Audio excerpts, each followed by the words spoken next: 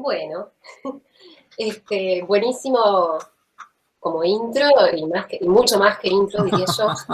Este, muchas de las cosas que Rodri explicó recién van a ser fundamentales para que se entienda un poco más desde dónde estamos planteando la estrategia, pero incluso puede que haya una insistencia redundante en ciertos conceptos porque consideramos que son conceptos claves y precisamente los que menos se han entendido al día de hoy.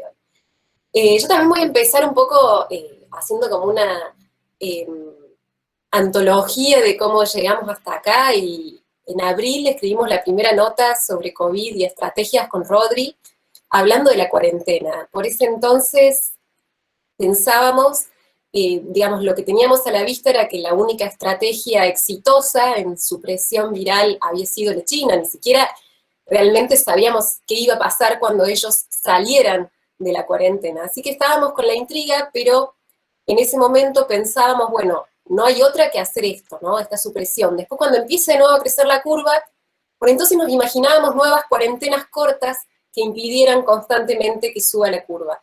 No teníamos tan claro qué otras estrategias podían también aportar a la reducción del contagio y no contábamos además con que la cuarentena, lejos de lograr esa supresión, empezara a relajarse antes, ¿no? De modo que tuviéramos un resultado cada vez menos aproximado a lo que era el supuesto objetivo final.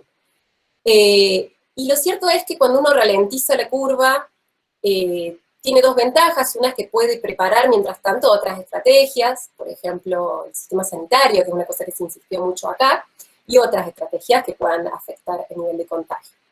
Pero si no lo usamos para nada a ese tiempo, o solamente para responder al contagio masivo, por muy lenta que sea la curva, en el largo plazo, la gente que se contagia es mucha.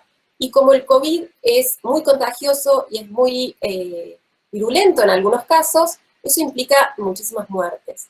No importa cuántas camas pongamos, eso va a evitar un colapso del sistema de salud, es decir, va a ahorrar los muertos evitables, en el sentido de aquellas personas que con atención se van a salvar, pero no va a poder evitar aquellos muertos que el COVID va a seguir teniendo porque hoy no tenemos un tratamiento eficaz que evite la muerte de miles de personas. Desde entonces fue empezar a pensar y a estudiar, yo que soy socióloga, que a todo esto no me presenté, mi nombre es Sol Minoldo, yo que soy socióloga, empezar a aprender rápidamente de epidemiología y de infectología y de otras cuestiones para entender un poco cómo se podía pensar desde la política pública y desde la manera que condicionamos los comportamientos de las personas y desde tener en cuenta el impacto de una medida sobre indicadores económicos y socioeconómicos, pensar estrategias para reducir el contagio que fueran efectivas.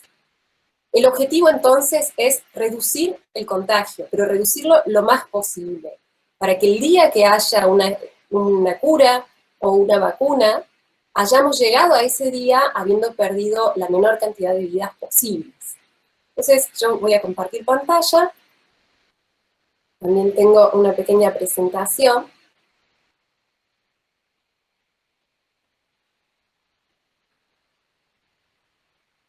Entonces voy a empezar un poco con algunas cuestiones claves, como les decía, el objetivo es reducir el contagio. Entonces, lo primero que tenemos que identificar es por qué las personas nos contagiamos, quiénes son las que esparcen el virus, porque de esa manera podemos pensar cómo vamos a hacer para reducir el contagio, ¿sí?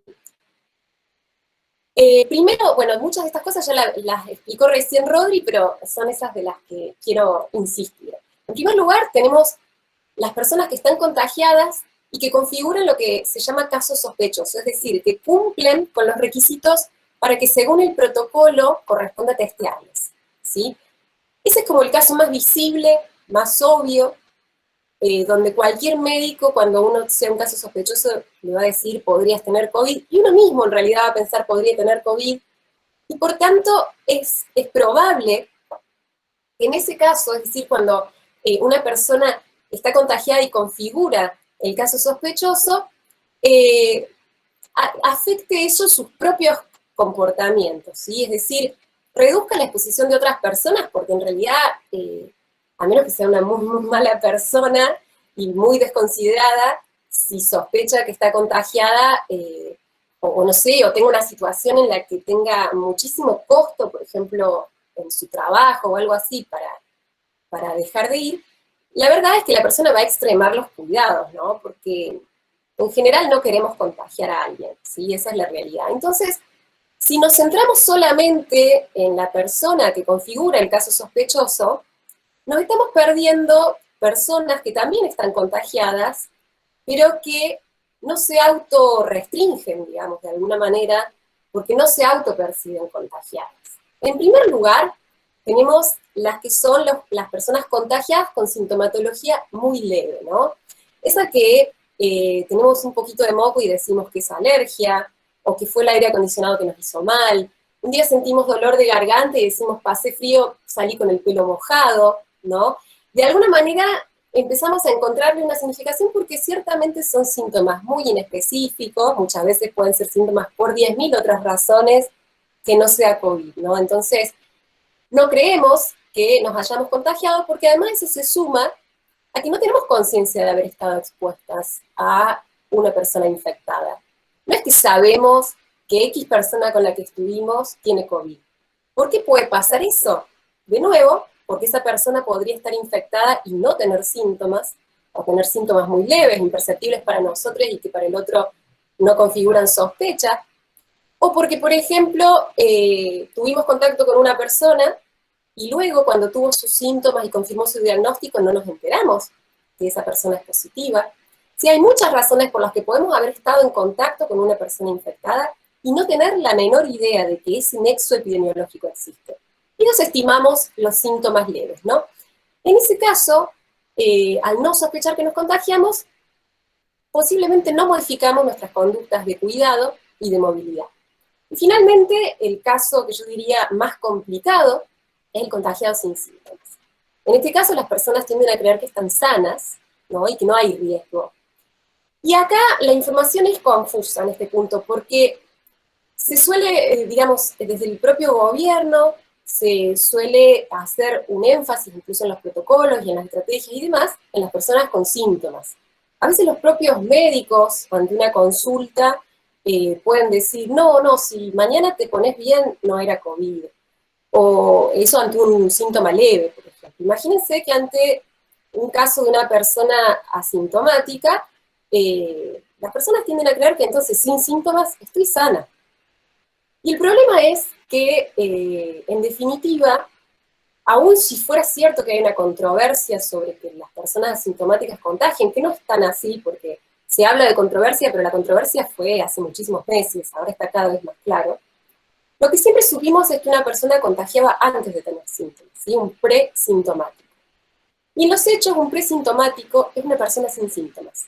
Como no sabemos qué va a pasar en el futuro con cada persona sin síntomas, para lo que es la estrategia de reducción de contagio, un presintomático es idéntico de un asintomático, ¿sí? Hasta que ocurra el futuro y veamos que tenemos síntomas. Entonces, si ante la falta de síntomas lo hacemos equivalente a la falta de sospecha, no nos vamos a cuidar en situaciones donde estamos convencidos de que estamos sanos y de que la otra persona está sana, ¿no? Yo estoy sano, me han contestado varias personas cuando les dije que se pongan el barbijo, yo sé con quién me junto, es gente sana, ¿no? Nos da esa falsa tranquilidad de que estamos interactuando con personas sin síntomas y entonces no hay ningún tipo de riesgo. En ese caso, entonces, de nuevo, las personas no modifican sus conductas de cuidado y de movilidad. Entonces, estamos ante casos de personas que no tienen razones para entender que el cuidado no se puede bajar la guardia nunca, ¿sí? E incluso que si vamos a tener una movilidad, un cierto nivel de movilidad, porque en el largo plazo siempre termina ocurriendo que uno vuelve a retomar cierta movilidad social, los cuidados son fundamentales. Y esto es muy importante que se entienda, por eso yo estoy insistiendo de nuevo, porque ya tenemos estrategias para pensar en las personas que se contagian y configuran casos sospechosos, pero que además son las personas que seguramente van a ser menos contagiosas por sus propias autopercepciones de poder estar contagiadas. Y acá las estrategias siempre dijeron, no, primero tenemos que ocuparnos de las personas con síntomas. Si nos queda tiempo, si nos quedan recursos, pensemos en las personas sin síntomas. Como esta situación no llegó, se descuidó, las estrategias no se focalizaron ahí, y yo acá obviamente estoy hablando de la estrategia en términos generales, en la mayor parte de los países que decidieron hacer algo, y estoy hablando de Argentina, en términos nacionales. Después ha habido experiencias donde se intentó hacer otras cosas y se intentó detectar a la gente antes de tener síntomas o sin tener síntomas, ¿no? Pero esas estrategias, en algún punto, sin tener un respaldo, una directiva clara, terminaron enfrentando muchísimas dificultades. Entonces, realmente creemos que es fundamental, aunque aceptamos que es difícil, tratar de condicionar las conductas de las personas que están contagiadas, pero que no saben que lo están, o no lo sospechan tampoco. Y para eso hay 3 claves para reducir la transmisión. La primera es que esta información que yo acabo de dar sobre el papel de los síntomas y el papel de las personas sin síntomas o con síntomas leves se difunda en la sociedad de manera clara y contundente, para que las personas empiecen a tomar conciencia de que el cuidado tiene que ser con todas las personas, en todas las circunstancias, siempre, sin abandonarlo, y que no tengan esa falsa tranquilidad que quizás les lleva a relajarse y contagiar o contagiarse, ¿sí? Y la otra cuestión tiene que ver con la detección temprana. Recién decía Rodri 2 cuestiones: que las personas contagian antes de tener síntomas, y que mientras antes hagamos el rastreo de contactos, más va a ser el impacto que tengamos en reducir la transmisión, ¿sí? Es muy importante entonces, el punto de partida es detectar a la persona que está infectada, ¿sí? Rápidamente, en lo posible, antes de que tenga síntomas. Ya vamos a ver qué estrategias hay para eso. Y también es importante informar, o sea, a las personas que estuvieron expuestas, que lo sepan. Esa información es clave, porque va a condicionar la forma en que se cuidan, porque ya van a saber que más allá de no tener síntomas, han tenido un riesgo de otro nivel. Y al poder condicionar su movilidad o su cuidado, ya vamos a reducir el contagio. O sea, es importantísimo que las personas rápidamente sean notificadas como contactos estrechos. Ya eso solo es un aporte enorme. Y luego también va a ayudar a que a lo mejor ante un síntoma muy leve la persona ya tenga las alertas suficientes para saber qué hacer y saber que eso es entonces lo que la mayor probabilidad es que tenga seguramente una infección. Entonces, para poder llegar a la reducción de la transmisión en base a todo lo que vimos recién, ciertamente la reducción absoluta de la transmisión nos lleva a pensar en estrategias que no son viables, son imposibles, ¿no? Nos lleva a cuarentena estricta, la que conocimos como fase 1, para siempre, hasta que haya vacuna, es inaplicable, por supuesto. Testeo masivo, que sería testear al 100% de las personas todos los días, ¿sí? Eso tampoco lo podemos hacer, ni Alemania tiene recursos para hacer eso. No hay planeta, ecológicamente hablando, que pudiera resistir que produjéramos 7.000 millones de test por día, ¿sí? Entonces eso tampoco es viable. Y tampoco lo que podemos hacer es detectar ni notificar, ni mucho menos aislar a todas las personas que tuvieron algún nivel de exposición con los casos positivos, ¿sí? Sobre todo cuando hay altos niveles de movilidad, porque es muy difícil detectarlas, hay que tener toda una logística para notificarlas y ni hablar de lograr el acatamiento de ese aislamiento. Pero lo que sí podemos hacer en todos estos casos es de alguna manera adaptar la estrategia de máxima a una estrategia eficiente, a una estrategia que con mucho menos costo pueda tener todavía un impacto alto.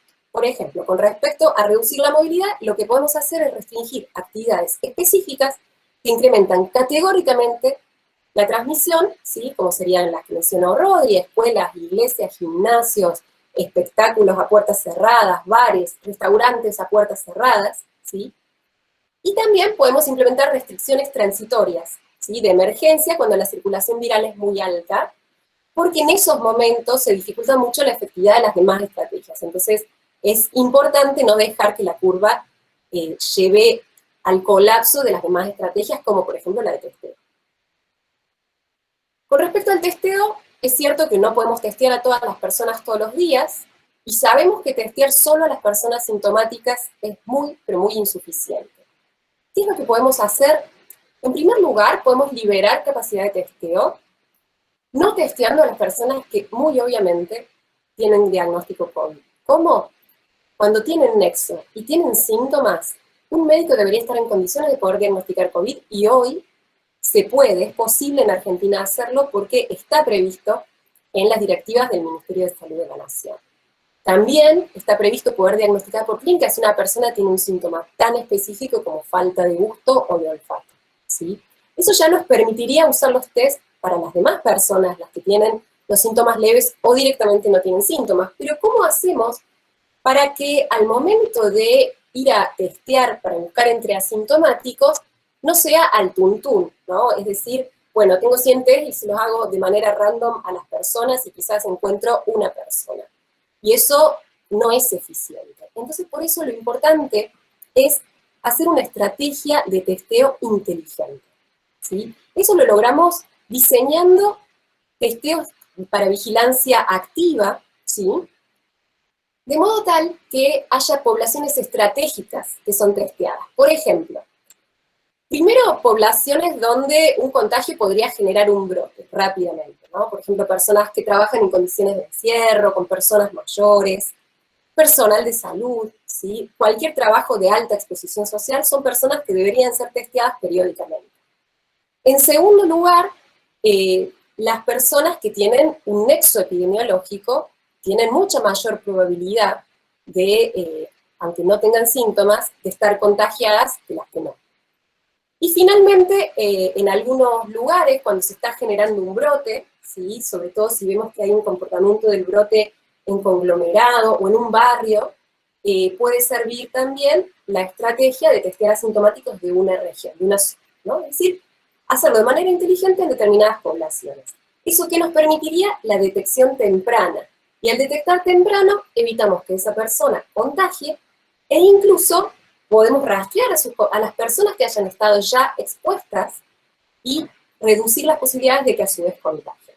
Y acá entonces llegamos a lo que es la tercera de las estrategias, que es la de rastreo. Yo decía, rastrear al 100% de las personas con las que tuve contacto si tengo COVID es muy difícil y quizás tampoco es eficiente. Hubo un artículo que nosotros compartimos como lectura sugerida para este seminario, que habla precisamente de que el rastreo de contactos es ineficiente en base a estudios sobre el resultado que tuvo en Corea, donde se hizo un trabajo de rastreo muy exhaustivo. Y entonces miraba qué porcentaje de contagios se habían evitado, y era muy bajo. Por supuesto era muy bajo porque el universo sobre el que se había hecho esa vigilancia era inmenso. Si yo tuve un contacto, por ejemplo, con barbijo, de 3 minutos hablando con una persona, la probabilidad de que yo me haya contagiado es baja. En un colectivo, si están las ventanas abiertas y estoy con barbijo y la otra persona también, las probabilidades son bajas. Pero no es lo mismo si yo estuve en un bar, en un lugar cerrado, ¿sí? Y podemos empezar como a acotar cuáles son las situaciones de mayor riesgo, en caso de haber tenido una exposición, y en algún lugar poner una línea de corte. Hoy, por ejemplo, en Córdoba se considera contacto estrecho a una persona que haya tenido contacto con un caso sospechoso sin las medidas de protección adecuadas. Por ejemplo, sin barbijo, sin respetar la distancia, en un lugar cerrado y como mínimo durante 15 minutos. Si una persona cumple con esa definición, estamos hablando de un contacto estrecho con altísima, o sea, muy estrecho y con altísima probabilidad de haberse contagiado porque tuvo una exposición muy, muy fuerte al contagio. Entonces, si hacemos un recorte, que puede ser más, menos laxo, ¿no? Pero si hacemos un recorte, podemos centrar ahí nuestros esfuerzos y tener un resultado eficiente. Una cuestión con la que nos hemos cruzado, quizás ahora haciendo ya un poco el trabajo más práctico, es que un desafío particular es el tema de los hogares y la convivencia, porque con nuestros convivientes evidentemente no nos cuidamos, no usamos barbijo en casa, compartimos la mesa, hablamos cuando estamos comiendo y nuestras gotas caen sobre la comida, compartimos el baño y no le estamos tirando la bandina cada vez que lo usamos, Entonces, cuando una persona se contagia, en el momento que lo detectamos, en general ya estuvieron expuestas todas las personas que conviven con ella. Y lo cierto es que también podemos llevar eso al problema de que cuando aislamos dentro de un hogar a una persona que creemos que es la positiva, podría ser que alguien de esos contactos estrechos se haya infectado y como no lo estamos aislando, contagie a los demás que creen estarse cuidando de la persona positiva, pero se están cuidando solo de una de las personas positivas del hogar. Y así podría seguir detallando todos los inconvenientes que evidentemente se multiplican cuando hablamos de hogares, donde conviven muchas personas, a veces encontramos hogares de 9, 14 personas, donde a veces no tienen un baño de uso propio y no se puede ni siquiera hablar adecuadamente de la persona identificada como positiva. Entonces ahí el tema del contagio intrahogar es un problema muy grande porque cada contagio que llega a una casa de esa es un contagio que seguramente se va a multiplicar. Y porque el contagio escalonado, quizás una persona se contagió cerca del fin de la cuarentena, es posible que quede dentro de la vivienda y contagie a otra persona con la que convive cerca del fin de la cuarentena como contacto estrecho, ¿no? Entonces, ni siquiera cumpliendo cuarentenas larguísimas, en muchos casos, diría, inaplicables en los hechos reales, podemos esperar tener la certeza de que esa persona no va a salir infectada de hogar. Pero bueno, sobre eso, para seguir pensando el tema de las estrategias de vigilancia. Bueno, con toda esta información que fuimos de alguna manera armando y comprendiendo, llegamos a algunas propuestas concretas, ¿sí? Desde el sector académico, y acá, de nuevo, el grupo que empezó con Rodri me fue acercando a otros grupos donde se están haciendo iniciativas de asesoramiento al sector público, donde se están haciendo diferentes estudios, propuestas y demás. Y una de esas fue un grupo de provincia de Buenos Aires que estaba interesado en el asesoramiento a la provincia, con el que empezamos a pensar la importancia de 3 pilares en lo que son las estrategias, digamos, para reducir la transmisión. Una es la comunicación para la reducción de riesgos, que no es en la que más hemos avanzado, ciertamente. La otra es la vigilancia epidemiológica, eso en provincia de Buenos Aires, por ejemplo, ha implicado ampliar las capacidades de testeo, empezar a usar pools, ahora se está empezando a diseñar una estrategia de vigilancia entre asintomáticos, y en Córdoba estamos en este momento teniendo conversaciones para ampliar también la capacidad de vigilancia, porque acá se hace también pools, por ejemplo, geriátricos, pero ya Córdoba no está teniendo la capacidad de testear a los contactos estrechos asintomáticos, solamente está testeando a los que son de mayor riesgo, por una cuestión sanitaria, de detección temprana, pero que una persona tenga alto riesgo no quiere decir que sea la más contagiosa, es decir, quizás una persona de 80 años es muy grave si se contagia y por tanto saberlo antes ayuda desde el punto de vista sanitario, pero la de 30 es la que seguramente va a tener más movilidad y en términos de contagio es la que es fundamental testear para que no salga, ¿no? Entonces, bueno, el tema de vigilancia también diríamos que está en progreso. Pero donde sí hemos podido dar pasos muy concretos es en la estrategia de rastreo, que recién estuvo contando Rodri, que la estrategia de rastreo tiene que ver con detectar de manera temprana a la persona que tiene COVID, es decir, hacer un diagnóstico temprano. Nosotros una de las primeras cosas que planteamos es, hay que empezar a hacer rastreo desde que una persona sospechamos que tiene COVID. No tenemos que esperar a confirmar el diagnóstico, porque ese tiempo que perdamos en confirmar el diagnóstico es tiempo que baja la eficacia de la estrategia. Para eso, entonces, para poder respaldar al Ministerio de Salud de la provincia de Córdoba, lo que hicimos fue un poco adaptar la estrategia que primero propusimos para la provincia de Buenos Aires. Y consiste en generar un sistema para identificar los contactos estrechos, ¿sí? Es decir, esta delimitación que hablaba hace un rato, en la que vamos a buscar a los más estrechos de los contactos, donde la probabilidad de exposición de contagio es más alta. Los vamos a identificar, los vamos a notificar, y en la medida de lo posible vamos a tratar de garantizar que puedan realmente quedarse en su casa. Por ejemplo, dándoles un certificado para que puedan faltar al trabajo sin que les descuenten los días o los despidan. Por ejemplo, en los casos de personas que tengan ingresos dependientes de salir, poder darles algún tipo de asistencia, poder darles una respuesta a sus demandas en términos médicos, en fin, darles un acompañamiento que facilite que se cumpla realmente ese aislamiento. Responderles dudas, darles consejos para esa convivencia en la que se tienen que cuidar tanto del positivo como entre sí, que son contactos estrechos que están conviviendo entre sí. Todo eso, que en algún momento cuando hubo poquitos casos, era más fácil de hacer o más viable con los equipos que ya existían en los ministerios de salud de las diferentes provincias y municipios, de pronto se hizo imposible cuando la cantidad de contagios empezó a escalar rápidamente. Por eso lo que estábamos proponiendo tenía el plus de ser un sistema con capacidad de escalar rápidamente y con procesos sumamente mecanizados y rápidos para poder hacer muchos contactos y detectar muchos contactos en poco tiempo. Bueno, yo me acerqué al Ministerio de Salud de la provincia de Córdoba, puntualmente a la Secretaría de Prevención, les llevé esta propuesta, hubo mucha apertura porque, yo insisto, en Córdoba ya se le daba importancia al rol de los asintomáticos y de los contactos estrechos, pero lo que había pasado es que habían quedado desbordadas en el momento que la curva empeoró en Córdoba, habían quedado desbordadas las capacidades de hacer esas tareas. Entonces, lo bueno que tiene esto es que la provincia no tiene que empezar a hacer toda la burocracia para resolver las contrataciones, las implementaciones y demás, sino que hace un convenio con las universidades nacionales, en este caso la Universidad Nacional de Córdoba, le da los recursos para que la universidad los administre, y nosotros les apoyamos en el proceso de implementar, ¿sí? ¿Qué hemos hecho en Córdoba? Hemos seleccionado a cerca de 200 estudiantes, algunos no han llegado al final del proceso de capacitación, pero más o menos ahí empezamos. Pusimos 14 coordinadores que son quienes dirigen pequeños equipos, los supervisan, los orientan y les hacen una constante formación.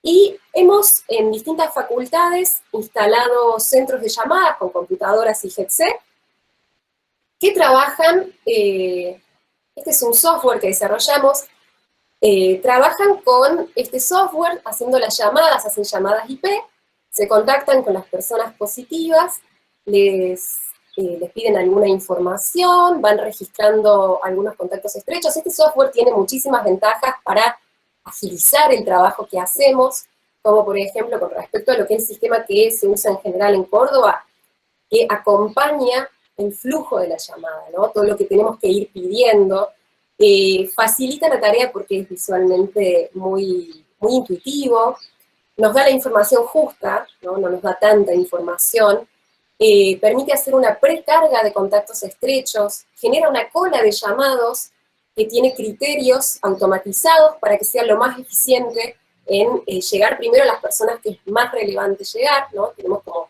una manera de priorizarlo, y entonces mediante este sistema hemos agilizado mucho lo que es la actividad y hemos hecho también que sea una actividad un poquito más fácil para quien hace la tarea de rastrear.